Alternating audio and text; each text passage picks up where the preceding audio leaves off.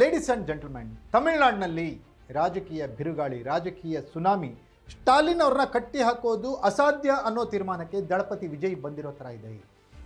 Edappadi K Palaniswami EPS AIDMKಯನ್ನು ಅಧಿಕಾರದ ಗದ್ದುಗೆಗೆ ತರುವಲ್ಲಿ ಯಶಸ್ವಿಯಾಗ್ತಾರಾ? ಸ್ಟಾಲಿನ್ ತಮ್ಮೆಲ್ಲ ರಾಜಕೀಯ ತಂತ್ರಗಳನ್ನು, ಪ್ರತಿತಂತ್ರಗಳನ್ನು, ಸ್ಟ್ರಾಟಜಿಗಳನ್ನು ಉಪಯೋಗಿಸಿ ವಿಜಯ್ ಅವ್ರನ್ನ ಕಟ್ಟಿ ಹಾಕ್ತಾರಾ? ಅಥವಾ ದಳಪತಿ ವಿಜಯ್ ತನ್ನದೇ ಆದಂಥ ಜಾದು ಮಾಡ್ತಾರೆ ತಮಿಳುನಾಡಿನಲ್ಲಿ? ಫೋಕಸ್ ಟುಡೇನಲ್ಲಿ ಎಕ್ಸ್ಕ್ಲೂಸಿವ್ ಡೀಟೇಲ್ಸನ್ನು ಕೊಡ್ತೀನಿ. ನೆಲ ಜಲ ಭಾಷೆಗಾಗಿ ಪ್ರಾಮಾಣಿಕ ಪತ್ರಿಕೋದ್ಯಮ, ನಾನು ಹೇಮಂತ್.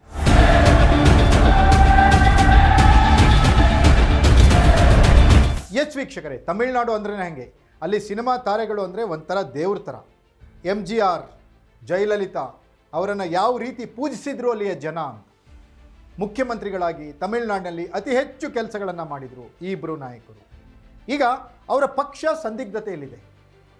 ಜಯಲಲಿತಾ ಅವರ ನಂತರ ರಾಜಕೀಯ ಕಾರಣಗಳಿಂದಾಗಿ ಪನ್ನೀರ್ ಸೆಲ್ವಂ ಮುಖ್ಯಮಂತ್ರಿ ಆಗಿದ್ದರು. ಆದರೆ ಬದಲಾದ ರಾಜಕೀಯ ಕಾರಣಗಳಿಂದಾಗಿ ಪನ್ನೀರ್ ಸೆಲ್ವಂ DMKಗೆ ಸೇರಿದ್ರು. ಸ್ಟಾಲಿನ್ ಪನ್ನೀರ್ ಅವರ ಆಪರೇಷನ್ ಮಾಡುವಲ್ಲಿ ಯಶಸ್ವಿಯಾದರು.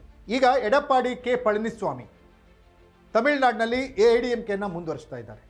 MGR ಹಾಕಿಕೊಟ್ಟಿರುವಂಥ ಒಂದು ದೊಡ್ಡ ಬೇಸ್, ಅದಾದಮೇಲೆ ಜಯಲಲಿತಾ ಅವರ ಆಡಳಿತದ ವೈಖರಿ, ಅಮ್ಮ ಜಯಲಲಿತಾ ಅವರ ಫ್ಯಾನ್ಸ್, ಅಭಿಮಾನಿಗಳು ಈ ಬಾರಿ AIDMK ಪರವಾಗಿ ಸ್ಟ್ರಾಂಗ್ ಆಗಿ ನಿಂತರೆ ಸ್ಟಾಲಿನ್ಗೆ ಸಂಕಷ್ಟ ಕಟ್ಟಿಟ್ಟ ಬುತ್ತಿ ಅನ್ನೋ ಥರ ತಮಿಳುನಾಡಿನ ರಾಜಕೀಯ ವಾತಾವರಣ ಇದೆ.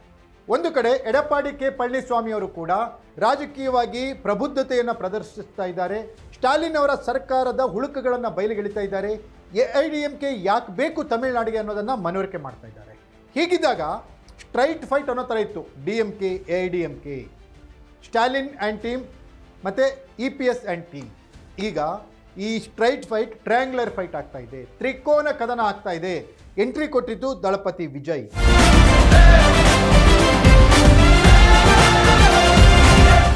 ವೀಕ್ಷಕರೇ, ದಳಪತಿ ವಿಜಯ್ ಎಂಟ್ರಿಯಿಂದ ತಮಿಳುನಾಡಿನಲ್ಲಿ ಒಂದು ರೀತಿ ರಾಜಕೀಯ ಸಂಚಲನ ಮೂಡ್ತಾ ಇದೆ. ವಿಜಯ್ ಅಧಿಕಾರಕ್ಕೆ ಬರದೇ ಇದ್ರೂ ಕೂಡ ವಿಜಯ್ ಕಿಂಗ್ ಮೇಕರ್ ಆಗ್ತಾರೆ ತಮಿಳುನಾಡಿನಲ್ಲಿ ಅನ್ನುವಂಥ ವಾತಾವರಣ ಸ್ವಲ್ಪ ದಿನಗಳ ಹಿಂದೆ ಇತ್ತು. ಆದರೆ ಈಗ ವಿಜಯ್ ಅವ್ರನ್ನ ಕಟ್ಟಿ ಹಾಕೋದು ಈಜಿ ಅನ್ನೋ ಥರ ಸ್ಟಾಲಿನ್ ಅಂದ್ಕೊಂಡಿರೋ ಥರ ಕಾಣ್ತಾ ಇದೆ. ವಿಜಯ್ ಹೋದಲ್ಲಿ ಬಂದಲ್ಲಿ ಜನ ಸೇರ್ತಾ ಇದ್ದಾರೆ.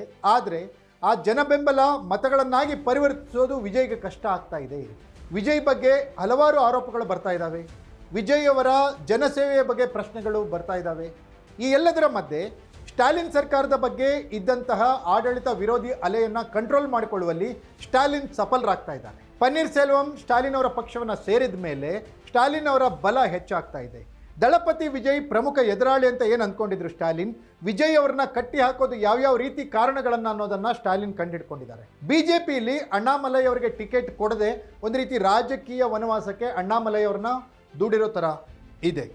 AIDMK with BJP, DMK with Congress, ಈ ಎರಡೂ ಮೈತ್ರಿಕೂಟಗಳು, ಇವರ ಮಧ್ಯದಲ್ಲಿ TVK ವಿಜಯ್, ದಳಪತಿ ವಿಜಯ್ ಸಿಂಗಲ್ ಶೇರ್ ಥರ ಯುದ್ಧ ಮಾಡ್ತಿದ್ದಾರೆ.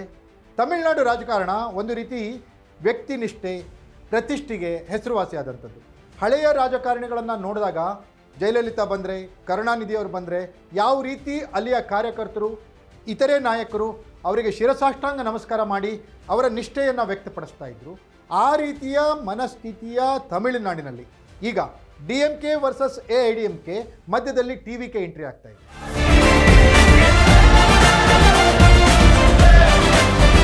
ಹಾಗಾದರೆ ಈ ಎರಡೂ ನೇರ ಸ್ಪರ್ಧೆಗಳ ಮಧ್ಯದಲ್ಲಿ ಬಂದಂಥ TVK ದಳಪತಿ ವಿಜಯ್ ಯಾವ ರೀತಿ ಕಮಾಲ್ ಮಾಡ್ತಾರೆ? ಸ್ಟಾಲಿನ್ ಮತ್ತೊಮ್ಮೆ ಅಧಿಕಾರದ ಗದ್ದಿಗೆನೇನಾದರೂ ಹಿಡಿತಾರಾ? ಅಥವಾ AIDMK ಜಯಲಲಿತಾ ಹಾಕಿಕೊಟ್ಟಂತಹ ದಾರಿಯಲ್ಲಿ, MGR ತೋರಿಸಿರೋ ದಾರಿಯಲ್ಲಿ ಸಾಗಿ ಮತ್ತೇನಾದರೂ ತಮಿಳುನಾಡಿನಲ್ಲಿ ಅಧಿಕಾರಕ್ಕೆ ಬರುತ್ತಾ? ಕಾದು ನೋಡಬೇಕಿದೆ. ಇದಾಗಿತ್ತು ಫೋಕಸ್ ಟುಡೇ. ನೆಲ ಜಲ ಭಾಷೆಗಾಗಿ ನೋಡ್ತಾ ಇರಿ ಫೋಕಸ್ ಟಿವಿ.